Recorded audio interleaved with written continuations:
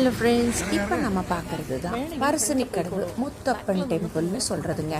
தென்னிந்தியாவின் கேரளத்தில் கண்ணூர் மாவட்டத்தில் அமைந்துள்ள ஒரு கோயில்தான் இது. பரிசனிக்கடவு பகுதியில் வலப்பட்டணம் ஆற்றங்கரையில் அமைந்துள்ளது. இது தளிப்பரம்பிலிருந்து 16 கிலோமீட்டர் தொலைவிலும் கண்ணூரிலிருந்து 16 கிலோமீட்டர் தொலைவிலும் அமைந்துள்ளது. இக்கோயிலின் முதன்மை தெய்வம் முத்தப்பன் ஆவார். கோயிலில் தினமும் இருவர் திருவப்பன் வெள்ளாட்டம் என்னும் 2 வேடங்களை அணிந்து மாந்திரீக நடனமான தெய்யத்தை ஆடுகின்றனர்.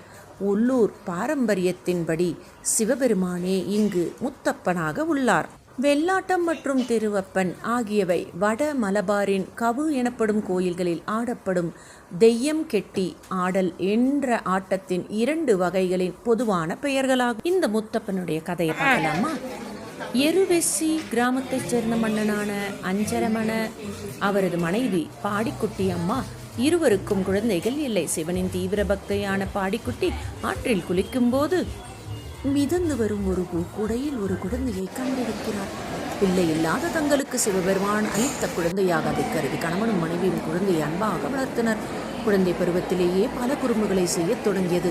வளர்ந்த பிறகு உயர் வகுப்பினர் கடைபிடித்து வந்த வாழ்க்கை நெறிகள் எதையும் பொருட்படுத்தாமல் காட்டில் வேட்டையாடுதல் போன்றவற்றில் ஈடுபட்டுள்ளான். இது இவரது குடும்பத்தினருக்கு வேதனை அளித்தது. மேலும் ஒரு நாடு வழி குடும்பத்தினர் உண்ணக்கூடாத உணவான இறைச்சியை சாப்பிடத் தொடங்கினார். குடும்பத்தினரின் கட்டுப்பாடுகளை தாங்க முடியாமல் அவன் வீட்டை விட்டு வெளியேற முடிவு செய்தான். இதை இவனது தாயார் தடுக்க முயன்றபோது கோபமுற்ற இவன் தான் சிவனின் மறு உருவம் என்று பேரொளி மிக்க தனது உண்மையான உருவத்தை காட்டினான். இதையடுத்து அவன் தன் மகனை வணங்கி வழிபட்டாள். அதன் பிறகு இவன் தன் குடும்பத்தை விட்டு மலபாரில் உள்ள குன்னத்தூர்பாடி, புரளிமால, படவில், தில்லங்கேரி, கண்ணபுரம், பரசினக்கடாவு மற்றும் வள்ளுவக்கடவு போன்ற பல்வேறு கிராமங்களை கடந்து சென்றான். இவன் குன்னதூர்பாடி என்ற கிராமத்தை அடைந்தபோது அங்கு சாந்தன் என்னும் பழங்குடியினன் பனைமரத்திலிருந்து கல் இறக்குவதைக் கண்டான். அவன் சென்ற பிறகு இவன் மரத்தில் ஏறி கல்லை எடுத்து குடித்தான். தினமும் இது தொடர்ந்தது. மரத்தில் கல்லின் அளவு குறைவதைக் கண்ட சாந்தன் ஒளிந்திருந்து கண்காணித்து வந்தான்.